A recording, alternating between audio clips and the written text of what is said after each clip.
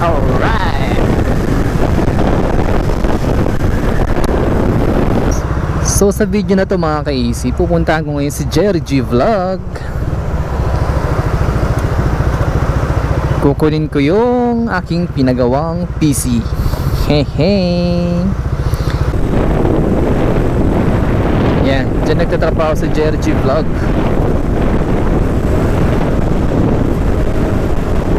EUU.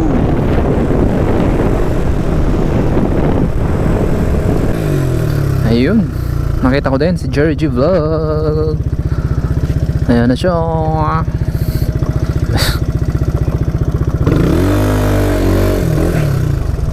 Ang dami.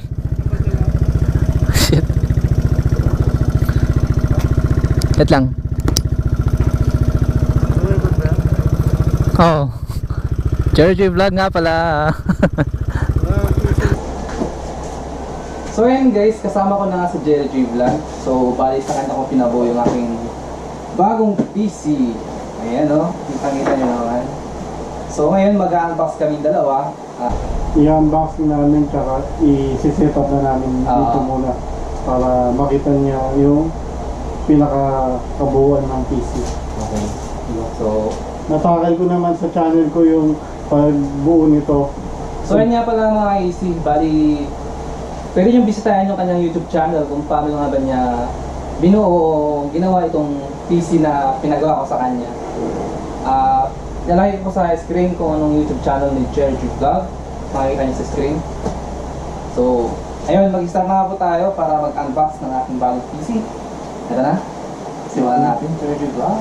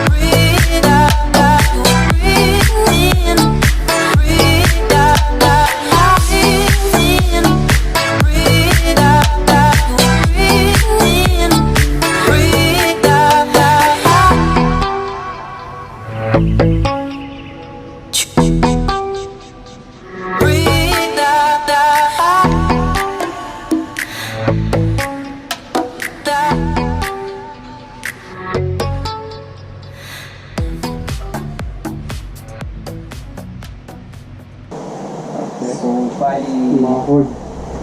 kabit na natin yung mga cords.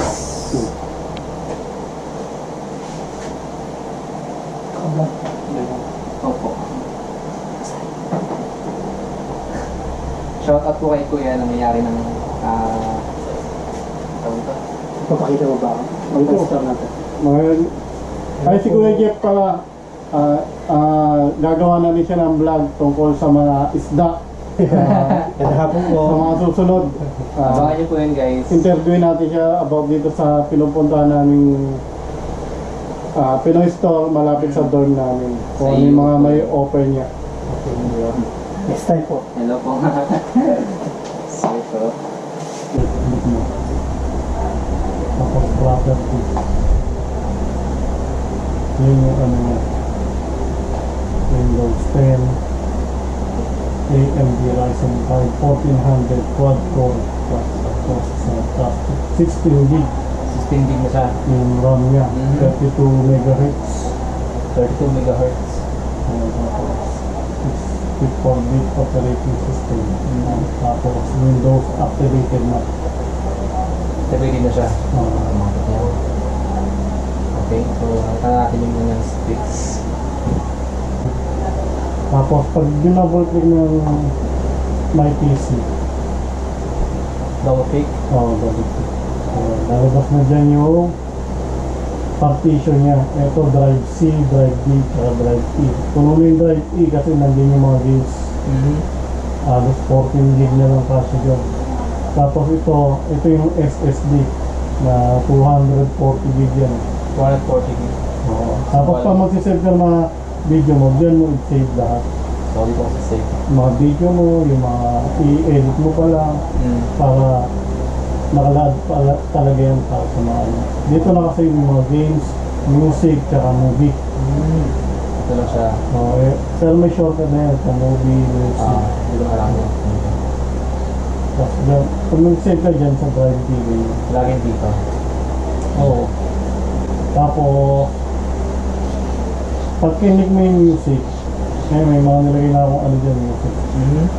Oo, dami. Mga music na ano yan, yung mga no copyright. Lahat to, no copyright na itong Pipiliin mo dyan, yung iba hindi ko na ano eh. Tapos yung mga sound effect, hindi na rin. ano na rin. Tapos sa video, Sa videos.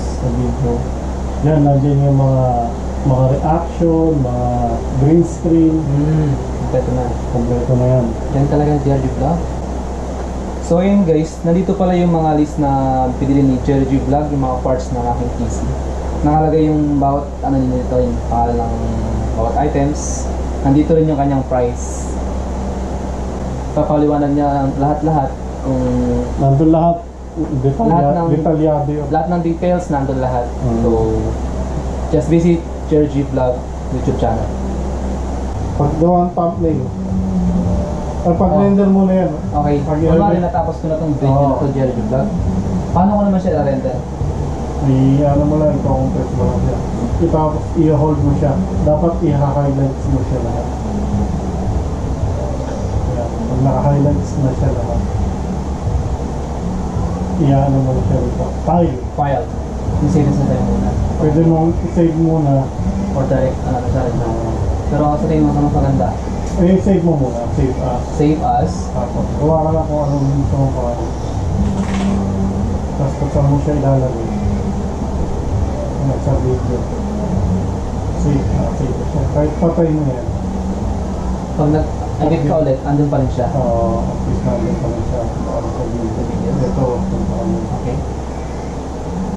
So, ayun na mga IC, mga ka-G. Tapos na natin i-review yung aking new PC build by Jerry G Vlog. So, ito na nga, meron na akong bagong PC. Ito na yung magiging bago kong editing tools na gagamitin. So, Mas mapapadali niya na yung pag-i-edit ng mga video niya kasi nga, yun nga, ginagamit niya yung cellphone. Tapos ginagamit niya GoPro pa. Kaya Okay. medyo matagal na proseso. Kaya kailangan niya talagang mag-invest para magbuo ng PC build para mas mapabilis yung pag-e-edit tsaka mas mabilis niyang magawa ng karamihan kasi sa mga vlogger, hindi lang isang camera ang ginagamit nila. Merong cellphone, meron yung talagang camera nila. Tulad nga sa akin, GoPro. So, bali dalawa. Nahihirapan talaga ako mag-edit. So, siguro naman mas mapapadali na ako dito sa paggamit ng bago kong PC. tsaka once na napuno na yung storage ng GoPro tsaka ng cellphone paano mo sisave lahat? Di ba? Yun lang eh. Basta editing software to, meron siya pang gaming na. Yes, kung meron pala sakaling- siya mga games na dinownload ni Cherry Chief Vlog. Kaya kahit hindi siya nagbablog, may enjoy niya yung paggamit nito pag naglalaro siya ng mga games. Saka online, saka hindi online na games. May nilagay tayo dito. Halos kumpleto na lahat yung mga kailangan kong ano. Wala lang dapat i-upgrade dito kasi kompleto na talaga. Kompleto na. So ngayon na nga guys, magpapaalam na kami. Medyo gumagabi na rin. Kailangan na namin pahinga dahil may mga pasok pa kami bukas. Sa mga hindi pala na kontento sa mga detalye ng PC build na ginawa namin, pwede nyo bisitahin ulit yung YouTube channel ni Jerry G Vlog. Nandun yung video kung paano niya nagawa yung kung saan siya bumili ng mga pyesa, ng mga Yun, nandun lahat. Panoorin nyo ah. lahat ng details nandun na. Kung magkano niya binili, ano ba? Basta nandun lahat. Basta nandun lahat, panoorin nyo na lang, abangan nyo. So bago yan, please like, share, and subscribe to our YouTube channel, Jerry G Vlog and Easy Motor Vlog. So mag-iingat po tayong lahat. God bless and kita-kits sa another vlog. Bye-bye! My killers will not take no for an answer.